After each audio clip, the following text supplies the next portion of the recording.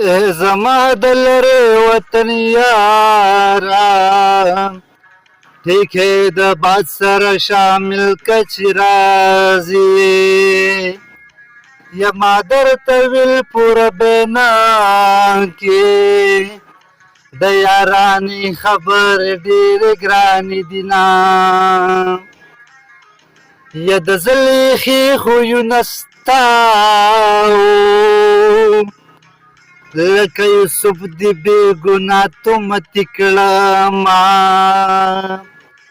د ښار په مصر کې دا اوبه شوه ښایسته یوسف د زلیخې ورسېدنه یا راشه په څنګ کې راته کښېنه چې درته ووایم د مین زړګي حالونه یا د سیند نه پورې مې یاري شوه اوس به کښتۍ ورله د زرو جوړومه خبرې لنډې لنډې وایم د لارې سر دې څوک به ځي څوک به راځي نه